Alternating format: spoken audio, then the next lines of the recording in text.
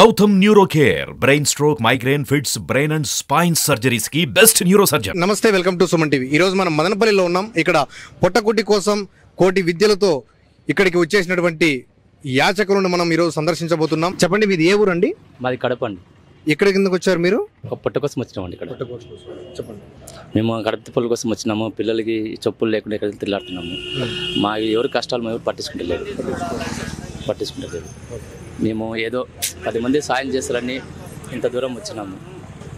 దానికోసం మా ప్రయాణం అంతా. మాకు ఇల్లు ఉడుపు లేదు, దుప్పడనేది లేదు, మాకు ఎక్కడ వాకిలి గీకిలు లేదు, ఆధార్ కార్డు ఎటువంటివి మాకేం లేదు. మేము రోడ్డు మీద వండుకోవాలి, రోడ్డు మీద లేదు. ఆ పిల్లల్ని మాకేమంటే మేము ఎట్టుకున్న పర్వాలేదు, మా పిల్లలు చదువుకొని ఫ్యూచర్లో బాగా రావాలని కోరుకుంటున్నాము. ప్రభుత్వం వల్ల మీ టీవీ వల్ల అందరినీ వేడుకుంటున్నాము.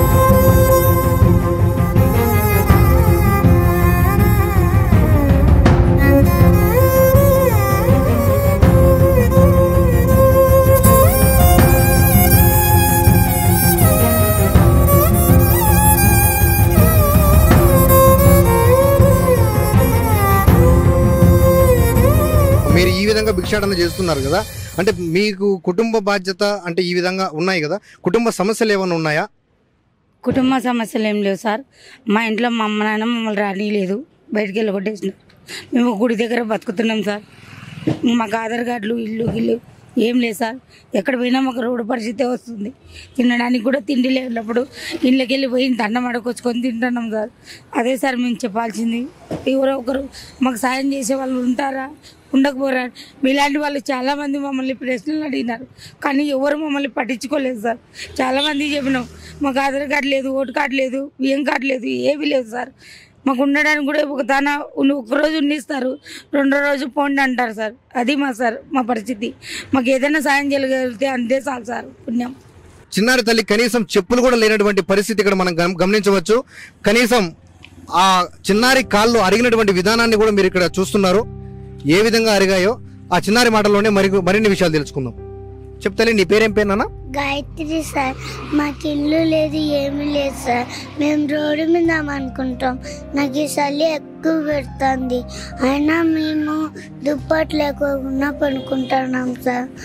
మేము అన్నము ఇంట్లోకి వెళ్ళి పోయి అడుక్కొచ్చుకొని తిట్టినా కొట్టినా అడుక్కొచ్చుకొని మేము బతుకుతున్నాం సార్.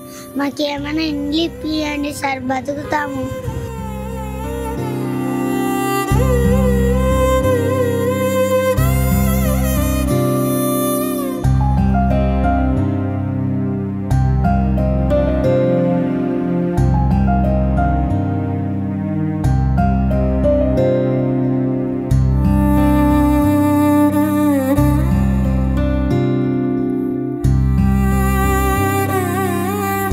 నమస్తే.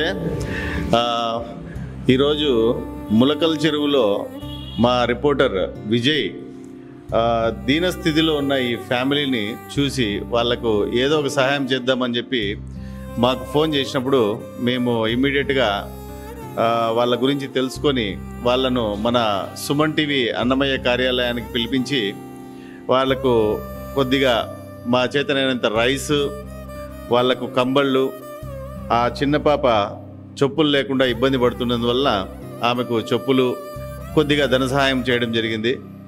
ఇలాంటి వాళ్ళను గవర్నమెంట్ కూడా గుర్తించి వీళ్ళను కూడా ఆదుకోవడానికి ప్రయత్నం చేస్తే చాలా బాగుంటుందని చెప్పి కోరుకుంటున్నాము. ఇదే విధంగా సుమన్ టీవీ న్యూస్ని అన్నమయ్య జిల్లా వ్యాప్తంగా వినిపించడమే కాకుండా సామాజిక సేవలో కూడా ముందుంటుందని, దీని తర్వాత కూడా ఏదైనా అవకాశం వస్తే సుమన్ టీవీ అన్నమయ్య జిల్లా యాజమాన్యం తరపున చేతనైన సహాయం చేస్తామని చెప్పి చెప్తూ సెలవు తీసుకుంటున్నాను.